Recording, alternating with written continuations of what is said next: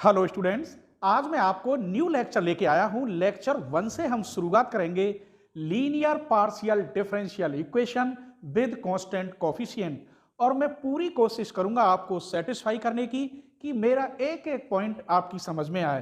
तो प्लीज आप पूरी वीडियो को आराम से देखना, बीच में कहीं स्किप मत करना, क्योंकि कौन सी जगह पर कितना इंपॉर्टेंट पॉइंट आ जाए जो आपसे निकल जाए। इसीलिए एक तरफ से पूरी वीडियो देखेंगे और देखने के बाद तब मुझे कमेंट करेंगे कि आपको वीडियो कैसी लगी। तो चलिए मैं शुरू से बताऊंगा, बिल्कुल स्टार्टिंग से, क्योंकि आज लेक्चर 1 है। तो मैं लिख रहा हूं यहां पर d, और d इक्वल टू होता है डेल ओवर डेल x। अगर मैं कहूं यहां d स्क्वायर, तो ये del square upon del x square. मैंने कहा डी क्यू, तो ये del cube upon del x cube. ऐसे ही अगर मैं डैश में लेता हूं डी डैश, तो del upon del y. D dash का स्क्वायर करूं तो del square upon del y square, और डी डैश का क्यू करूं तो del cube upon del y cube. Clear? अभी आगे मैं देखो क्या करने वाला हूं। अगर मैं यहां जेड लगाता हूं ऐसे डी जेड, तो ये हो जाएगा del z upon del x. मैं यहां डी स्क्वायर जेड करूं तो ये हो जाएगा del square z upon del x square. D cube z करूं तो ये del cube z upon del x cube हो जाएगा। अब इधर आइए, यहां डी डैश जेड करते हैं तो del z upon del y. D dash का स्क्वायर जेड करते हैं तो del square z upon del y square. ऐसे ही यहां पर डी डैश का क्यू जेड, यहां जेड की मल्टीप्लाई कर रहा हूं बस, तो del cube z upon del y cube. अब हम एक बात और बताते हैं आपको, इसको हम आर कहते हैं, जरूरत पड़ सकती है। इसको हम टी कहते हैं। क्या कहते हैं? टी। तो ध्यान रखोगे। अब अगर मैं ये लिखूं del square z upon del x del y, तो इसको कहेंगे डी डी डैश जेड। इसे ऐसे भी लिख सकते हैं del square z upon del y del x, तो इसे हम डी डैश डी जेड ऐसे भी लिख सकते हैं। और जैसे इसे आर, इसे टी, तो इसको हम एस कहते हैं। ठीक है? तो ये पार्शियल डिफरेंशिएशन है छोटे छोटे। आइए, अब हम पढ़ा रहे थे पार्शियल डिफरेंशियल इक्वेशन, तो उसके लिए हमें क्या क्या करना होगा। सबसे पहले ऑक्सिलरी इक्वेशन बनानी होगी। तो ऑक्सिलरी इक्वेशन बनाने के लिए हमें क्या करना चाहिए वो देखिए।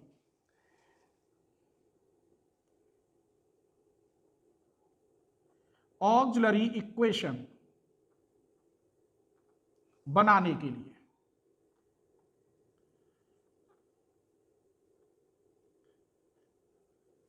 ऑक्सिलरी इक्वेशन बनाने के लिए जैसे क्वेश्चन में अगर डी जेड हो तो इसकी जगह पर आप एम जेड रख देंगे।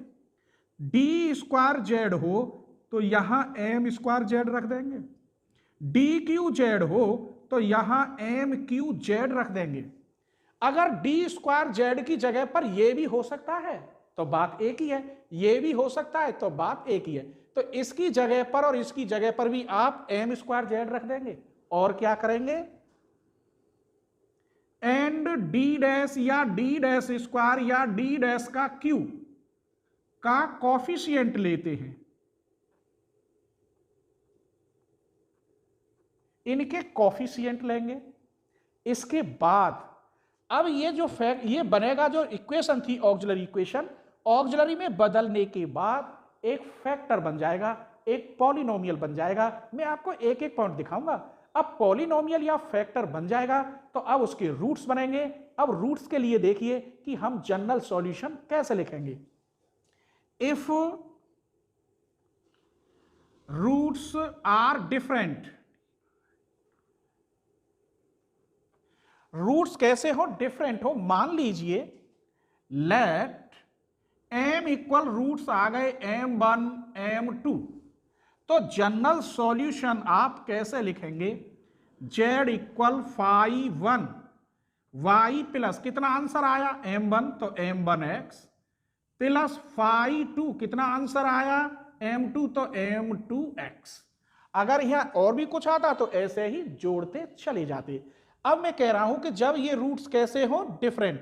अब मैंने कहा इफ रूट्स आर सेम, तब आप आंसर कैसे लिखते, मान लीजिए लेट m इक्वल, ये आंसर आ जाए m1 m1 m1, तब आप आंसर कैसे लिखेंगे, जनरल सॉल्यूशन। तो जनरल सॉल्यूशन लिखेंगे z equal phi 1 y plus m1x plus x phi 2 y plus m1x plus x square phi 3 y plus m1x। देखिए यहां कुछ मल्टीप्लाई नहीं है, दूसरा लिखेंगे तो x की मल्टीप्लाई, तीसरा लिखेंगे तो फिर x की करेंगे तो x स्क्वायर। अभी एक और होता तो यहां क्या हो जाता, प्लस x क्यूब। जितने सेम होते हैं पहले को छोड़कर हर बार x की मल्टीप्लाई करेंगे। आइए तो अब मैं आपको इंपॉर्टेंट कुछ एग्जाम्पल देता हूं इस बार, ठीक है। तो अभी केवल हम छोटे से फैक्टर ले रहे हैं, कैसे कि जब RHS में 0 हो तो वो कंप्लीमेंट्री फंक्शन कहलाएगा, लेकिन उसको यहां जनरल सॉल्यूशन ही कहेंगे। चलिए तो मैंने दो क्वेश्चन लिख लिए हैं, क्वेश्चन 1 और क्वेश्चन 2। तो पहले इस क्वेश्चन को देखते हैं। यहां r लिख रहा है और r की जगह पे आप क्या लिखेंगे, डी स्क्वायर जेड। इसे इधर ले आइए, माइनस ए स्क्वायर, और t की जगह पे आप क्या लिखेंगे, देख लीजिए डी डैश का स्क्वायर जेड इक्वल टू, यहां क्या हुआ 0।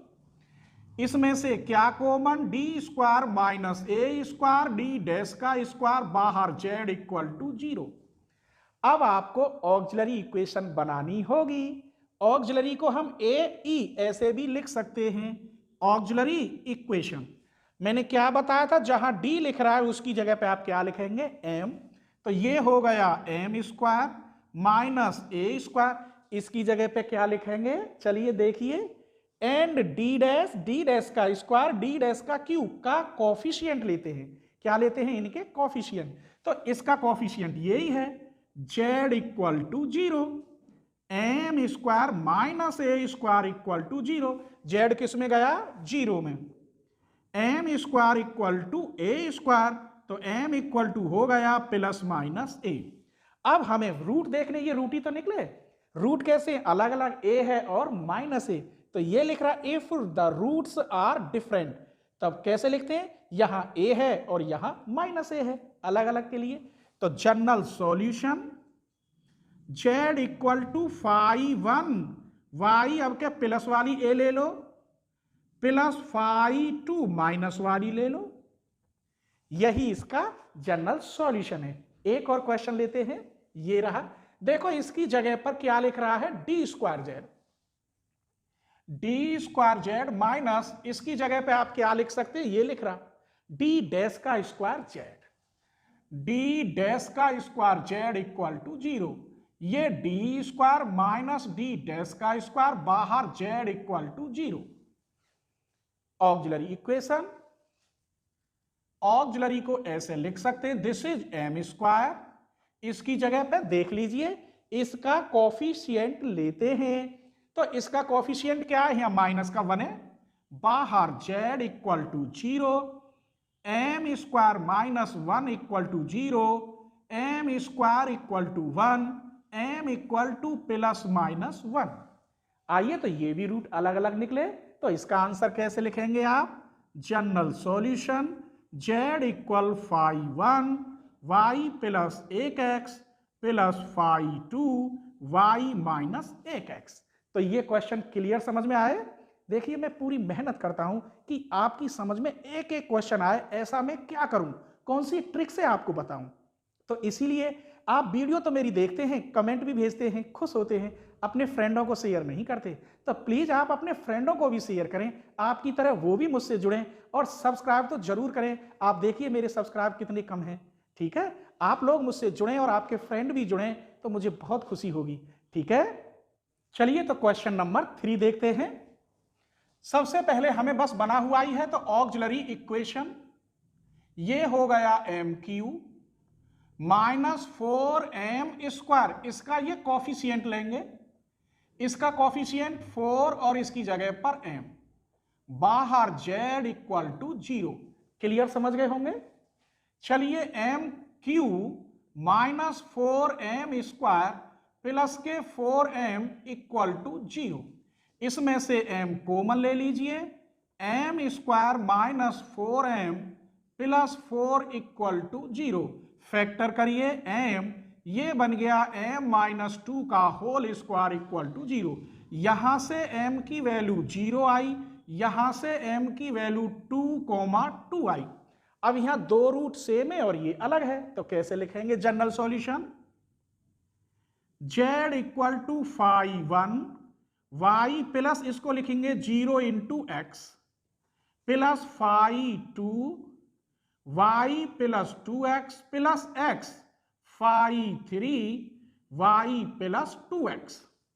चलिए इसे दोबारा लिख लीजिए, ये तो 0 हो गया, 1 y plus 2 y plus 2x plus x जोड़ेंगे, इसमें 2 मल्टीप्लाई, तो y प्लस 2x, यही आपका जनरल सॉल्यूशन है।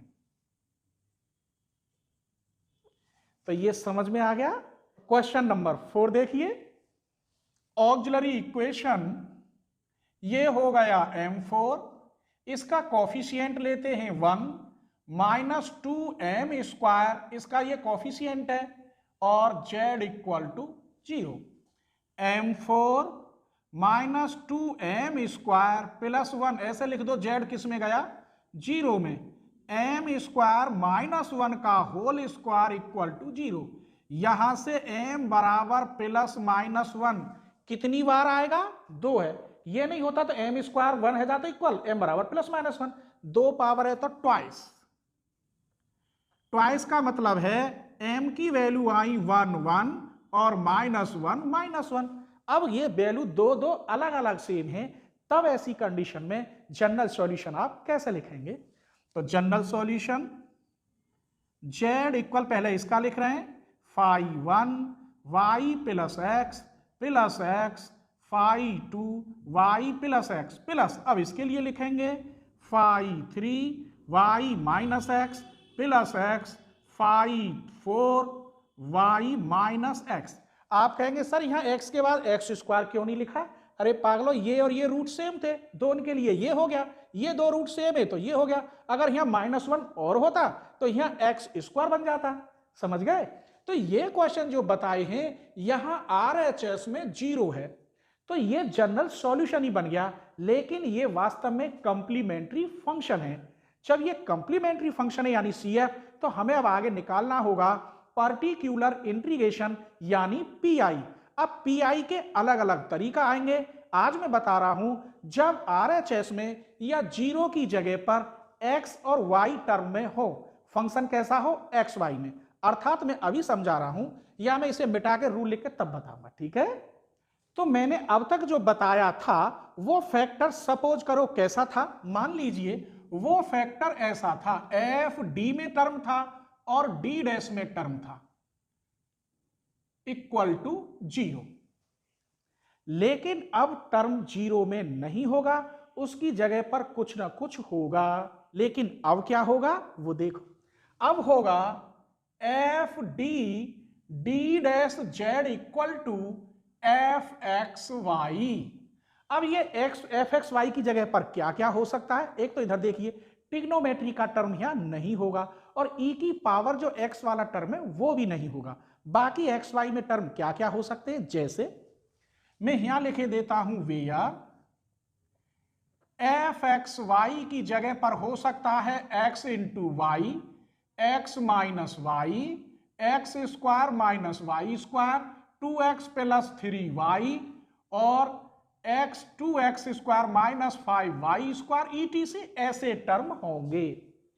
तब ऐसी कंडीशन में आप पर्टिकुलर इंटीग्रेशन यानी PI कैसे निकालेंगे, ठीक है।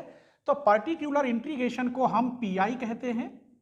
इस फैक्टर को लिखेंगे 1/d d डैश, और इसको हम इस लाइन की सीध में लिखते हैं।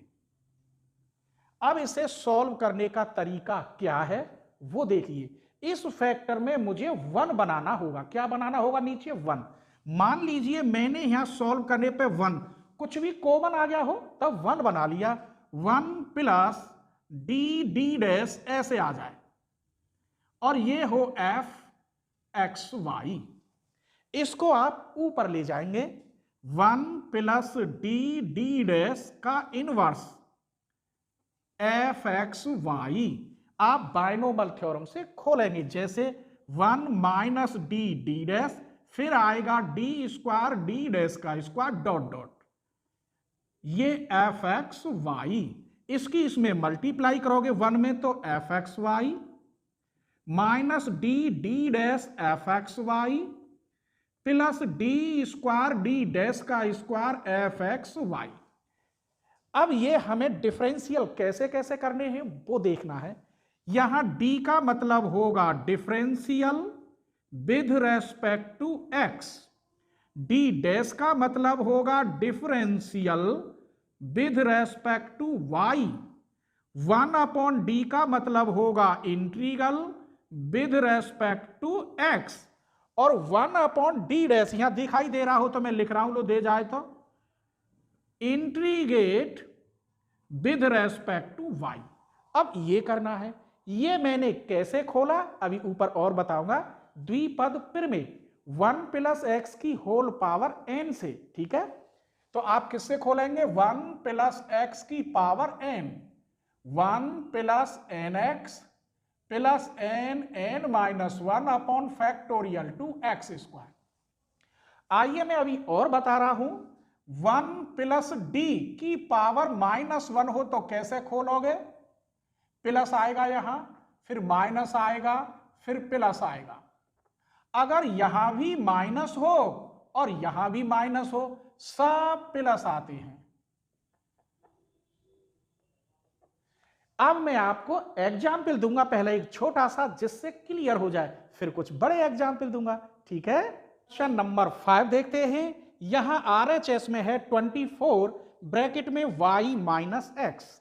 तो सबसे पहले हमें इसी की तरह जो पहले बताया था ऑक्सिलरी इक्वेशन निकालनी होगी और रूट्स निकालकर जो जनरल सॉल्यूशन लिखते थे उसकी जगह पे आप लिखेंगे कंप्लीमेंट्री फंक्शन अर्थात CF। चलिए तो ऑक्सिलरी इक्वेशन ये हो गया 2m स्क्वायर, इसका कॉफिशिएंट माइनस के 5m, इसका कॉफिशिएंट 2 किसके बराबर रख देते हैं? 0 के।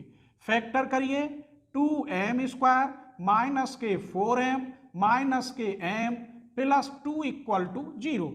2 common, m common, m minus 2 यहां minus common, m minus 2 equal to 0। 2m minus 1, m minus 2 equal to 0। m की वैल्यू हो गई यहां से 2 और यहां से 1/2। General solution z equal 5 y plus कितने हैं? 2x plus 2 y plus 1/2x। आइए बुकों में और तरह से लिख रहा है, ये रेशनल नंबर है, इसे कैसे खत्म करूं? z equal 5 y plus 2x, ये 2 एलसीएम लेके इसमें चला गया, 5 में इसके अंदर चला गया। एलसीएम लोगे तो कितना आएगा यार? 2y प्लस x अपॉन 2 इसमें चला गया। तो ये जनरल सॉल्यूशन था, लेकिन अभी तो ये क्वेश्चन आधा है, अभी तो ये बचा है, तो जनरल सॉल्यूशन हो नहीं सकता। तो मैं क्या लिखूं इसकी जगह पर? CF। CF means complementary function. तो ये केवल CF निकला है आपका, इसका मतलब हमारा CF क्या आ गया? ये। अब मुझे पार्टिकुलर इंटीग्रेशन निकालना होगा, इसकी तरह देखो, इसी पे सजाऊंगा। तो इस फैक्टर को आप कैसे लिखेंगे? PI particular integration 1/2 D square minus 5d D dash plus के 2d डैश का स्क्वायर। देखिए fx ये फैक्टर लिख दिया, इसकी जगह पर है 24y माइनस एक्स। तो इस लाइन की सीध में 24y माइनस एक्स। यहां 1 बनाया है तो मैंने बताया था, क्वेश्चन में बताऊंगा। जब यहां पर x और y की डिग्री सेम हो या पावर कह लो, तब आप 1 बनाने के लिए d की छोटी पावर वाला टर्म कॉमन लेंगे। ये कब लेंगे? जब उसमें कांस्टेंट न हो। यदि कांस्टेंट है तो फिर कांस्टेंट को ही कॉमन लेंगे। अगर d की छोटी पावर वाला टर्म हो तो उसे नहीं, बड़ी सबसे छोटी देखते हैं कौन सी है जिसे हम कॉमन लेंगे, जिसकी वजह से 1 बन जाए।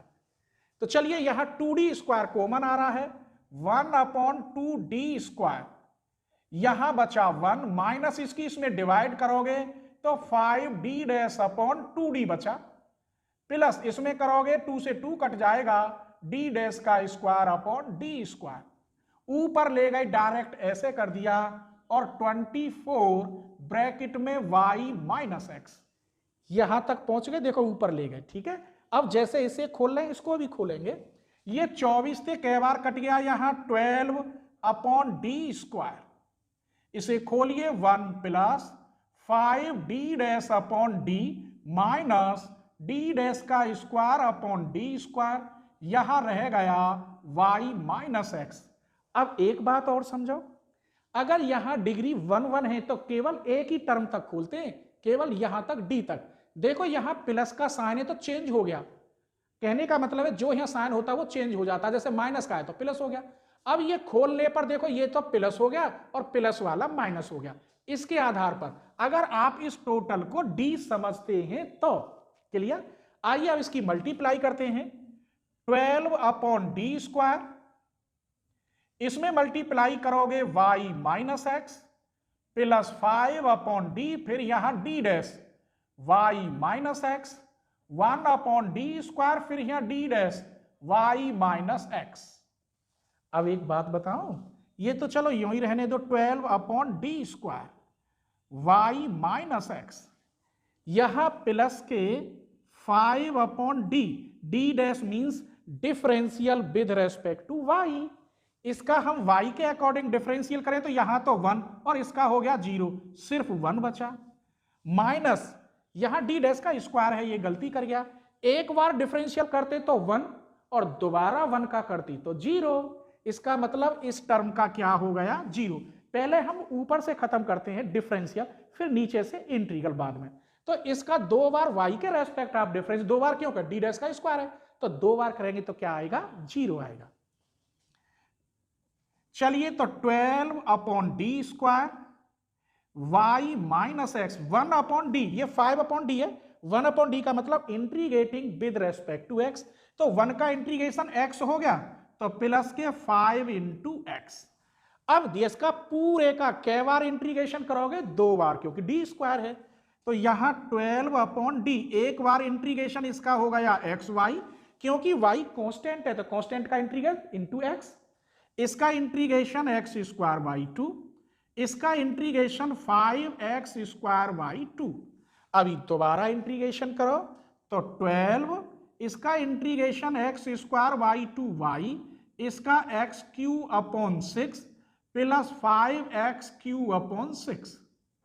12 की मल्टीप्लाई करोगे तो यहां हो जाएगा 6x स्क्वायर वाई, यहां 2x³, यहां 2 और 5 10x³। बेटा 10 में तो 2 गए तो कितने बचे यहां पर 6x स्क्वायर वाई, और 10 में से 2 गए तो प्लस के 8x³, ये आपकी पीआई।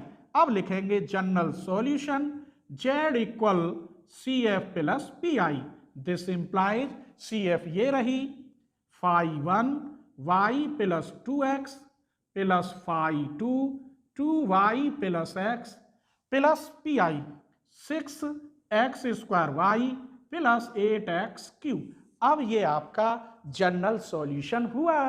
तो क्वेश्चन नंबर 6 देखते हैं, ये लिख रहा है तो इसकी जगह पे तो हम लिख चुके हैं dQz माइनस d डैश का QZ इक्वल टू x³ और y³, dq minus d dash का q बाहर z इक्वल x³ और y³। अब इसमें हमें ऑक्सिलरी इक्वेशन निकालनी है, तो auxiliary equation this is mq, इसका कोफिशिएंट -1 इक्वल टू 0। अब इसके हमें फैक्टर करने हैं, तो इसके factor m-1 m square plus 1 plus m equal to 0। यहां से तो फैक्टर हो गए एम इक्वल 1, यहां से आप m square plus m plus 1 equal to 0, इसके फैक्टर क्वाड्रिक फॉर्मूला से आप कर सकते हैं। कैसे? एम इक्वल माइनस के 1 plus minus b square minus 4ac upon 2, a की जगह पे 1 और सी की जगह पे 1। M equal minus 1 plus minus under root minus 3 upon 2। M equal minus के 1/2 plus minus i under root 3/2। Clear? इसके फैक्टर हो गए -1/2 प्लस आई अंडर रूट 3/2 और -1/2 माइनस आई अंडर रूट 3/2। अब इतने बड़े तो मैं नहीं लिखूंगा, तो मैं क्या बना सकता हूं? एम इक्वल ये हो गया अल्फा और ये हो गया बीटा। तब आप सी एफ कैसे लिखोगे? कंप्लीमेंट्री फंक्शन थोड़ा ऊपर लिखते हैं, सी एफ। तो ये बन गया phi 1 y plus alpha x plus phi 2 y plus beta x. एक और है ये रहा, तो plus phi 3 y plus 1x। Where आप दिखाएंगे वेयर अल्फा इक्वल ये और बीटा इक्वल ये, तो ये आपका बन गया कंप्लीमेंट्री फंक्शन। अब आप पीआई निकालेंगे, पार्टिकुलर इंटीग्रेशन। तो पीआई देखिए आप 1 अपॉन इसी फैक्टर को D Q minus D dash का क्यू, जेड को नहीं लिखते हैं, और इस लाइन की सीध में एक्स क्यू और वाई क्यू। यहां तक कोई परेशानी? 1 बनाना होगा। जब इन दोनों की डिग्री सेम है तो d को ही कॉमन लेंगे। किसको लेंगे? d को। अगर y की ज्यादा होती तो d डैश कॉमन लेते, x की ज्यादा होती तो d कॉमन लेते, लेकिन जब बराबर होता है तो प्रीफरेंस हम d को ही देते हैं। ठीक है, तो इसमें से मैंने d कॉमन ले लिया, यहां बचा 1 माइनस d डैश का q अपॉन डी क्यू, ऊपर ले गए एक्स क्यू और वाई क्यू। चलिए 1 अपॉन डी क्यू, खोल दीजिए इसे, 1 प्लस डी डैश का क्यू अपॉन डी क्यू, इसका वर्क करेंगे तो डी डैश की 6 अपॉन डी की 6 dot dot x q y q. ये कायदा में 3 बार खोलना चाहिए था जितनी डिग्री है, लेकिन सब जीरो हो जाएगा। जैसे ये भी जीरो हो जाएगा, ये मैंने खोल ही दिया है, केवल यहीं तक काम चलेगा।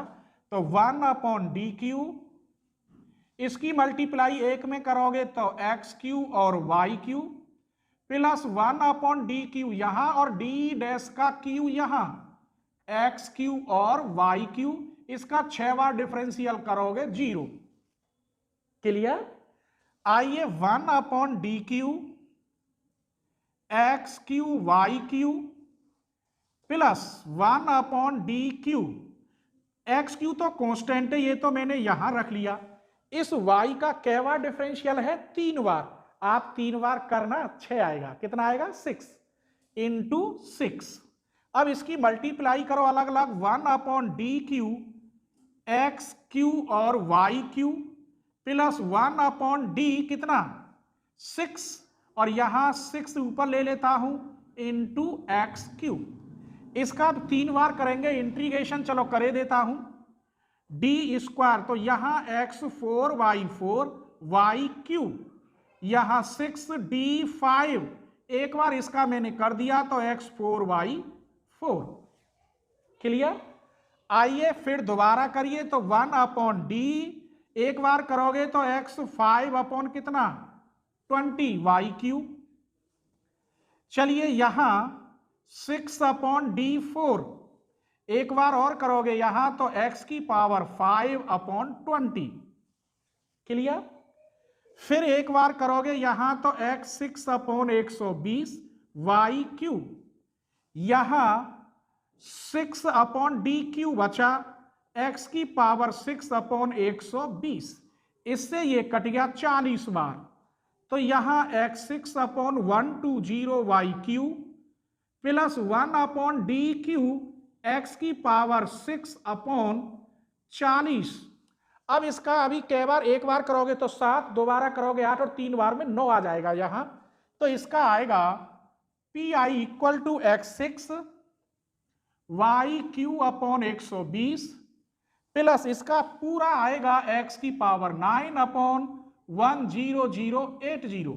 अब आप लिखेंगे general solution z equal C F plus P I. आपकी सी एफ ये रही और पी आई आपकी ये रही, बस आपको जोड़ने की देर है।